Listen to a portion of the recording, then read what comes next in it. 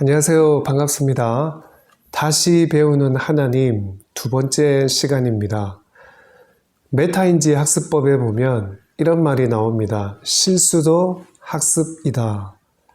실수를 통해서도 자기 자신이 무엇을 알고 있는지, 무엇을 모르는지를 정확하게 알게 된다는 뜻입니다. 저와 여러분은 많은 실수를 하면서 살아갑니다. 이 세상에 실수하지 않는 사람은 없습니다. 그렇게 실수를 했을 때 어떤 감정을 느끼십니까? 실수를 했을 때 자기 자신을 어떤 관점으로 바라보고 계십니까?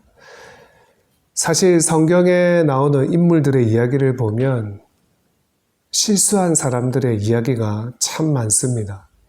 인류 최초의 실수한 인간은 아담과 하와입니다.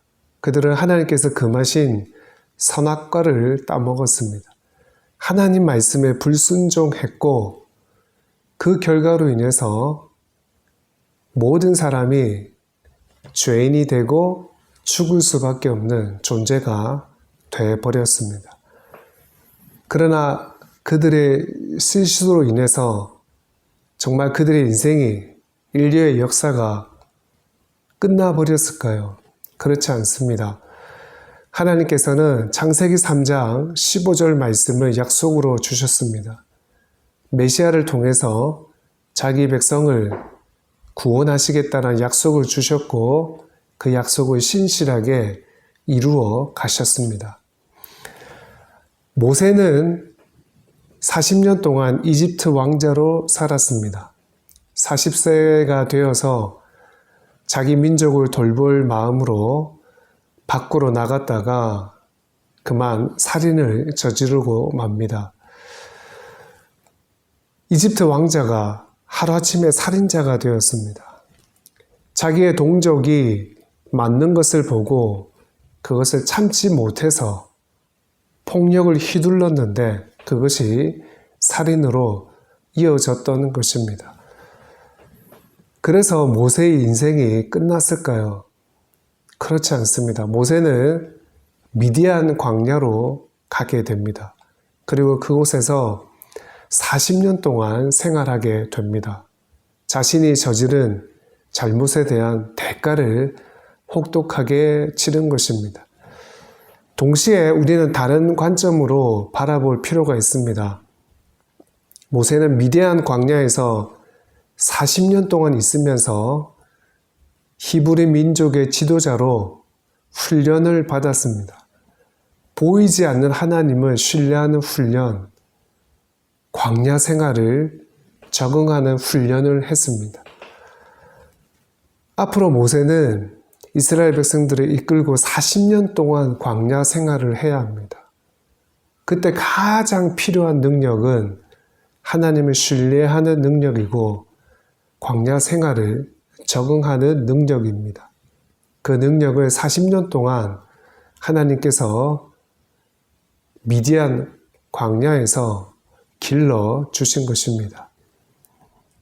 그 훈련이 다 끝나고 난 뒤에 하나님께서는 모세를 부르시고 히브리 민족의 지도자로 삼으셨습니다. 그리고 아브라함과 이삭과 야곱에게 하신 그 언약을 지키기 위해서 모세를 사용하십니다. 모세를 통해서 이스라엘 백성을 약속의 땅으로 인도해 가십니다. 모세의 큰 실수가 있었지만 그것을 통해서도 하나님께서는 당신의 약속과 언약을 신실하게 지켜 가셨습니다. 아브라함은 자신의 아내를 여동생이라고 속였고 그것이 엄청난 위험을 초래하게 되었습니다. 자신의 아내 사라가 위험에 처하게 되었습니다. 파라오의 아내가 될 뻔했습니다. 그러나 하나님께서 즉각 개입하셨고 사라를 위기에서 구해주셨습니다. 아브라함의 거짓말이 자신의 아내 사라를 엄청난 위험에 빠뜨릴 뻔했습니다. 그러나 하나님께서는 아브라함과 맺은 그 언약을 지키시기 위해서 즉각 개입하셔서 그 문제를 해결해 주셨습니다. 신실하신 하나님께서는 아브라함의 부족함에도 불구하고 실수에도 불구하고 당신의 뜻을 이루어 가셨던 것입니다.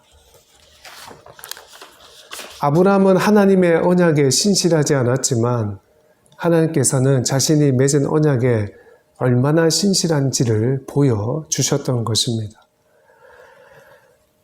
그런가 하면 한 가정에서도 기가 막힌 일이 또 일어났습니다.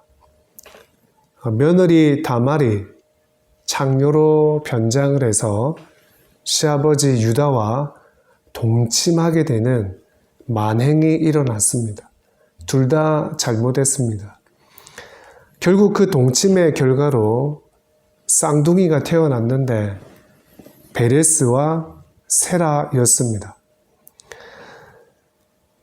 역대상 2장 4절 말씀입니다. 유다의 며느리 다말이 유다에게 베레스와 세라를 낳아 주었으니. 그런데 놀라운 일이 벌어졌습니다. 마태복음 1장에 보면 예수님의 족보에 베레스와 세라가 등장합니다. 마태복음 1장 3절입니다.